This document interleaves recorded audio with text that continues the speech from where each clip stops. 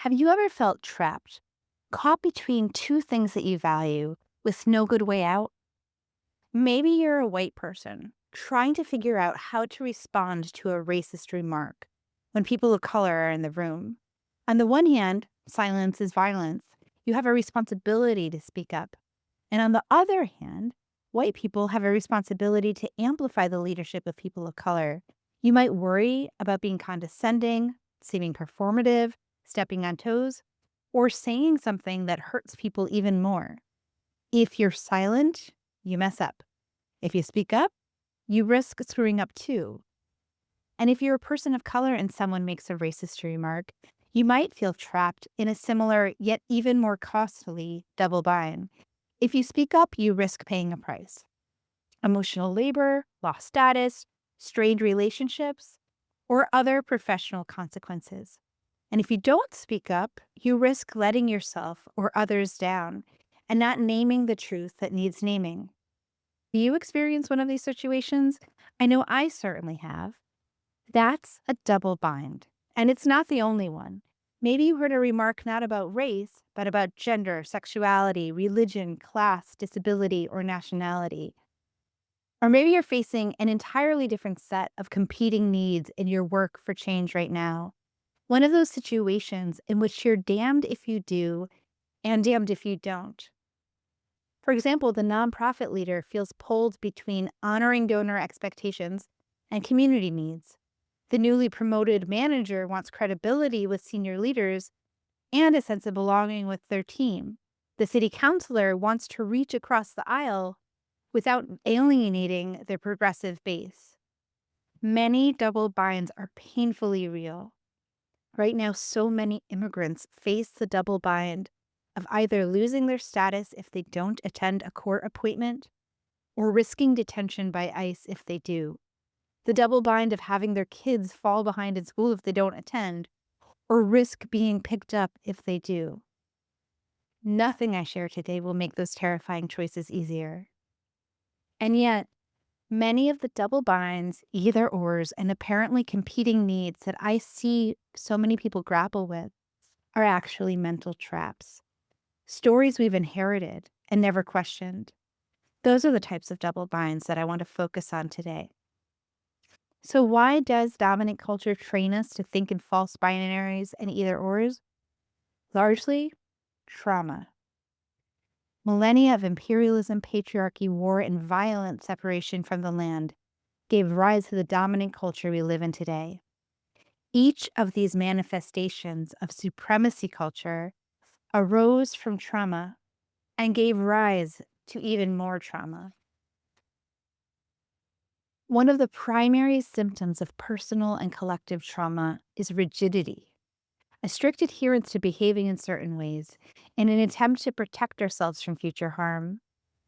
One flavor of this rigidity is left, right, good, bad, win, lose, black, white thinking.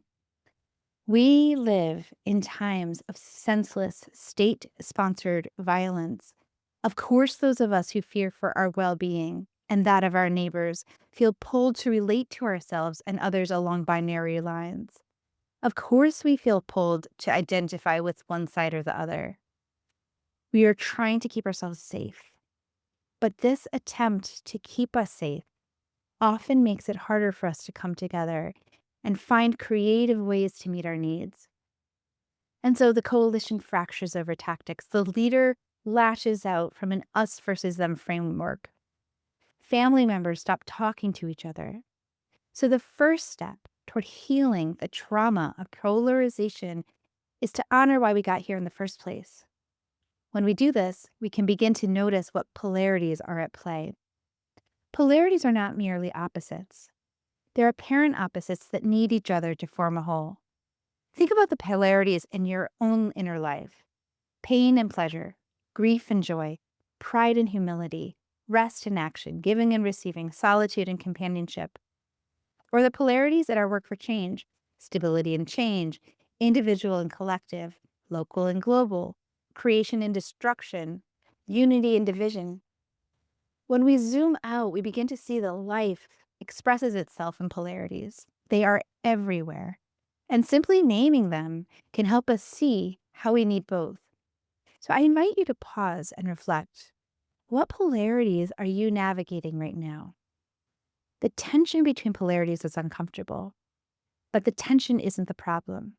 The problem emerges when we treat the poles as enemies, when we cling to one side and demonize the other. We do that when we're afraid. The higher the stakes, the more fear we feel. The more fear, the more we cling to one side. The more we cling, always moving fast or slow, always trying to know the answer or not know the answer, always speaking up or always making space for others, the more the conflict escalates. And of course our preferences matter. Of course we must make trade-offs. And yet, polarities need each other. There is no life without death, no light without shadow, no joy without grief. Polarities are not problems to solve. They're forces to be navigated. A coaching client of mine was recently oscillating between longing for one job that they could devote all their attention to and the ability to pursue many creative projects.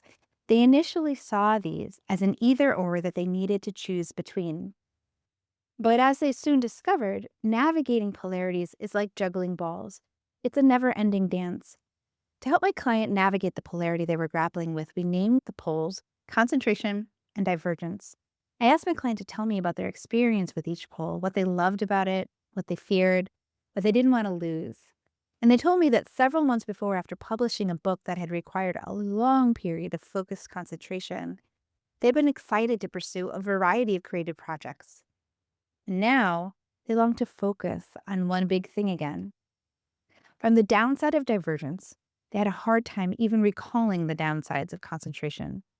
But just shifting back to concentration and staying there wasn't the long-term solution either. Reflecting on both sides of the polarity, the upsides and the downsides, and their journey through them, my client breathed a sigh of relief and discovered a newfound sense of excitement to integrate both into their life. They stopped trying to choose and started learning to honor both. The practice I guided my client through is called polarity squares. I originally learned it from Barry Johnson's book, Polarity Management, and Leslie Temple Thurston's book, The Marriage of Spirit. I invite you to imagine a square with 4 quadrants.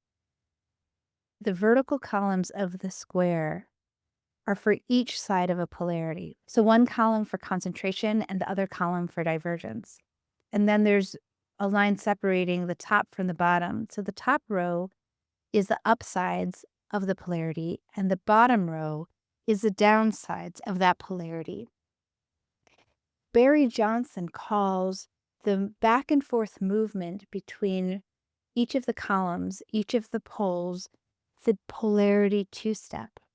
The two-step begins when we experience or anticipate the downsides of the pole we're currently in. In response, we long for the upside of the other pole. We follow this desire across and upward to the opposite pole, but when we spend too much time in that pole, we start experiencing its downsides. And then we repeat the movement, across and upward, down, across and upward again. The more we get stuck in one pole, the more we experience its downsides. And if we're unconscious about what we're doing, we can ping pong between the two poles, swinging between an all or nothing behavior, either working 24/7 or indulging in Netflix, staying mostly below the line and experiencing the downsides. But when we pay attention to the messages from our bodies and from our collaborators, we can notice the first warning signs that we're starting to sink, and we can dance back and forth, remaining for the most part in the upper quadrants.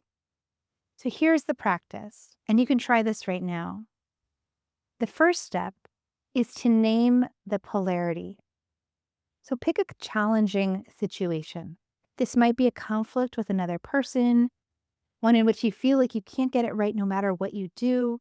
You might keep going back and forth between different paths forward. So I invite you to write for a few minutes describing this experience. You can pause the podcast if you have a time to do this right now. And then look through what you've written and find the word that brings up the most charge or sensation in your body. And then write a list of synonyms and antonyms for that word. Then choose two words that feel like they get at the heart of the polarity you're grappling with. The second step is to fill out the polarity square. So take out a piece of paper, draw a large square on it, covering most of that paper, and then draw a vertical line down the middle and a horizontal line through the middle, creating 4 quadrants. Label the left and right columns with your 2 polarity words. Then label the top row upsides and the bottom row downsides. You could also map the quadrants on the floor with tape and stand in each one to sense the information that arises there. Then fill out each quadrant. Write down the upsides and the downsides of each polarity. Ask yourself what body sensations arise in each quadrant, what you love about each polarity, and what you're afraid of about each polarity. Try to listen to as many different parts of yourself that want to advocate for or are loyal to each side of the polarity and hear what they want to tell you. And notice if there's a quadrant you don't write much about.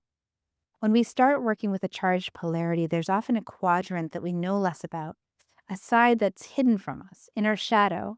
Others may notice us acting from that quadrant, but we may not see it in ourselves. And what we try to exclude doesn't disappear.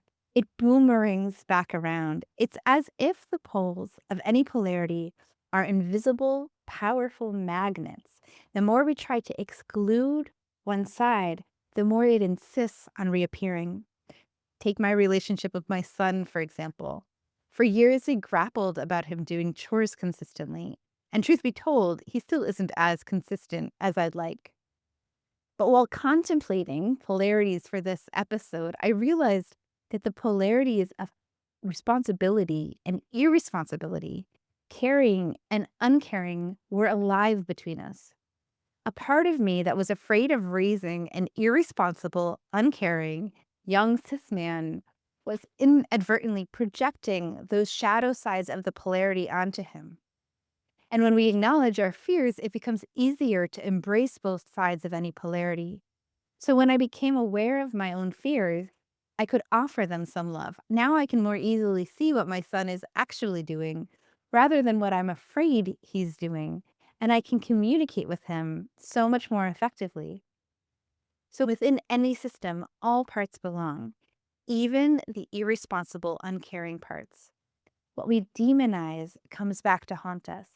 Now, that doesn't mean condoning violence or abandoning accountability. It means refusing to exile any part of our human experience. When we integrate both sides of any spectrum into a range of possible responses, we stop feeling like a battle is waging within us. We stop thinking that people are either with us or against us. And from that wider ground of honoring the both and, we expand our ability to see possibility and choose the response that best meets the needs of any given situation. There's one more polarity I want to name because I know it well, and that's the tension between solidarity and spaciousness. Do you show up in solidarity, or do you meet your need for space? Do you care for the collective or care for yourself? Well, sometimes my commitment to solidarity asks me to go into campaign mode, filling my days trying to pass an ordinance, fund a budget priority, or elect a candidate. And sometimes my need for spaciousness directs me to say no to requests that the activist in me desperately wants to say yes to. It can feel impossible to honor both values at once. And yet, like any polarity, solidarity and spaciousness need each other. Solidarity without spaciousness leads to burnout, and spaciousness without solidarity can be boring and purposeless. So, the next time you catch yourself asking, do I honor this need or that need? Pause. Instead of trying to force a single right answer, ask yourself, how might I honor both? Not in this single moment, but over the arc of my week, my month, my life. Given everything that I know right now, what would best meet this moment's needs? Sometimes that means speaking up in the moment. Sometimes it means saying nothing at all. Sometimes it means backing up someone else's leadership. And sometimes it means following up later in private. We can show up for social change and take good care of ourselves. We can give and receive. We can say yes and say no. We can act and rest. We can be effective and have fun. Like all of creation, we are designed to honor the full expression of life living through us. Embracing the both and won't bring all the answers that we long for right now. There will be unjust trade-offs and painful choices. But when we stop demanding a perfect answer, we gain more freedom to surf the tensions in ways that make us proud.